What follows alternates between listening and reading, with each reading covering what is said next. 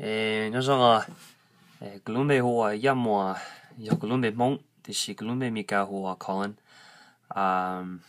대저 사티아 샤클리탈 고도 이커 비디오와 개자구 글루닝 타고 이두두지 not Wisconsin obviously 고도가 할루몽 타고 이두두지 고도 개 전행 몽 저와치 다시 말 건다 지초 쟁쟁 다시 너 뭐 앞에 왔다 comment 하고 로다 할때 déjà có yếu tố ở bên khỏi video chiến gì hiểu lần đầu của nhóm đó nó chỉ tao bảo của yếu hay là chỉ hiểu lần đầu của tao chỉ sẽ ở ít học và của sai thì hiểu ít học chân chính thế không được hiểu cho kinh nghiệm đó mong thế của yếu ở ít học học video nó thế của yếu hay luôn mong thế hay luôn mika because there's a lot of people that don't speak Hmong right now, and I wanted to teach some people how to read it. I know there's tons of videos out there that teach people how to read it, but people have different styles of teaching it or different ways of learning it.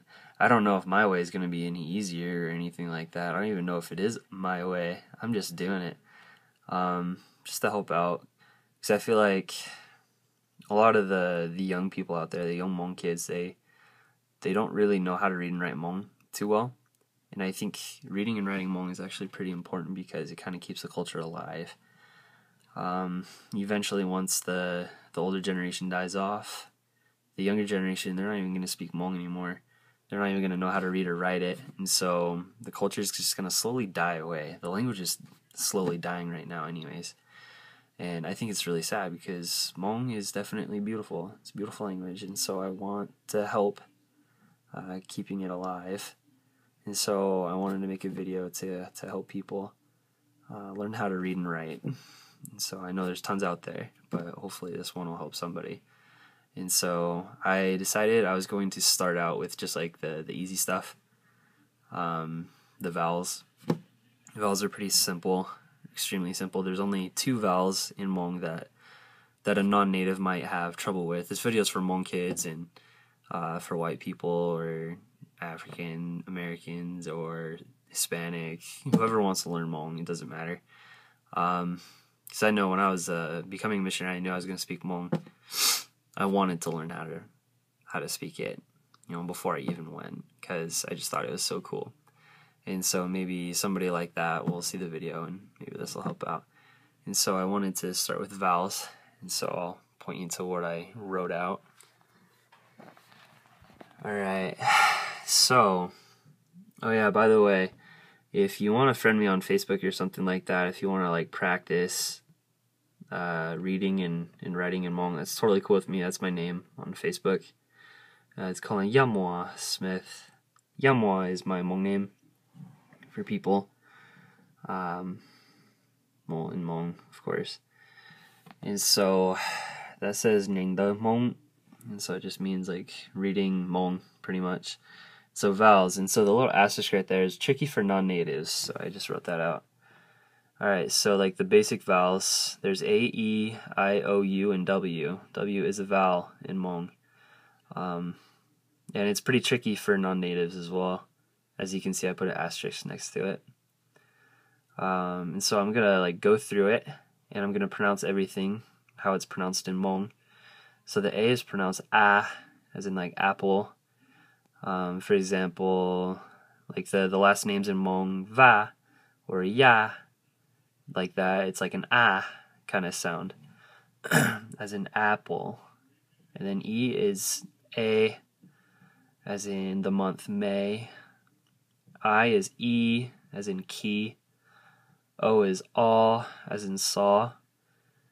U is Oo, as in blue. And then W, like I said, it's tricky. It's Ü, Ü. It's like a mix between good and kid. So say as in good, and then slowly try to mix in kid, like an I. So oo, that's as close as I can get it with English examples. So those are the basic vowels, so I'll say them again. A, E, I, O, U, U. Okay. So just practice those a little bit, you'll get it. It's not hard. And then the diphthongs, the two vowels put together. So there's AI, AU, AW, IA, and UA. So the first one's pronounced I, and then it goes down to AU, which is pronounced ow, ow. And it's like the English word plow, ow, like that. But sometimes it's pronounced like the second part right there, toe, o. Like, for example, 누나 구치소시뇨 열린다 구더뇨제 slow, low, low, that word right there, it's spelled L-A-U-J. And so it kind of expresses that you're like disappointed and stuff like that, or kind of let down or sad. And so that's pronounced like an O, or the OE in toe. Yeah, it's not very common. That doesn't happen very often, but you do hear that sometimes. And then the one with the asterisk, AW, that's pretty darn tough for non-natives. I will admit that. Like, I struggled with that when I was first learning Hmong. But the easiest way to do it is combining the two things right there. It says and then the Hmong W. So and then U, O, like that. And a lot of non-natives, they'll say R, like they'll put an R in there. No, don't even do that. It just sounds silly. That's really not how Hmong people say it. They say O. It's a pretty common vowel as well. They say it all the time. There's tons of words with it, and so you're gonna have to get to know it very well. So practice it. So and U, O. Okay. So IA is Ia, as in like the Hmong names Blia or Chia. That's pretty simple. And then UA is Ua. So it's just like the U and the A put together. So the A right there and the U. Ua, kind of like that. It's just a U and A put together with a little funny face.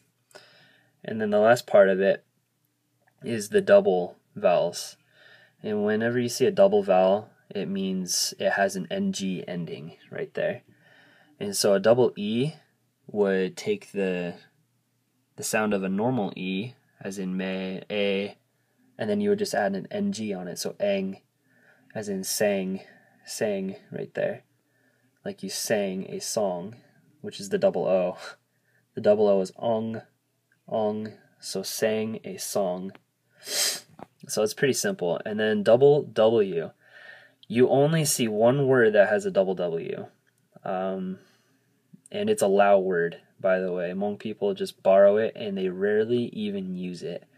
I've only heard one person in my entire experience of speaking with people in Hmong that have used it. And that word is kung. And pretty much, this is an example of it. Bei mong kung, it means like 3:30, 3:30 or something like that. Kung just means it's like 30 minutes after. So bei mong kung, bei means 3, mong is like a clock, kung 30 or 30. So 3:30, 3:30. And so I'll run through it one more time. So it starts with a, e, I, O, U, U, I, O, O, I, or, eng, ong, ung. Okay, so hopefully this whole thing helped you out. I don't know if it will. I hope it does. I hope I can teach you clearly. Next thing's going to be consonants, and that's going to be tough. Because there's a couple of consonants that are not easy for non-natives. For the natives, it's going to be a little bit more simple for you guys because you grew up with it. It'll be a little bit more natural for you. But anyways, yeah, once again, if you guys do want to, if you want to practice, you definitely can. I'm up for it. So no worries. Just add me on Facebook or something like that and message me. I'm totally cool with it. But let me know why you're adding me, because sometimes I get random friends requests and I deny them if I don't know them. And so just let me know that you want to do it. Alright guys, hopefully this helped you nhìn the Hmong miễn chỉ tour. Maybe read a little bit more Hmong. So thanks for watching. Hope you guys found it helpful.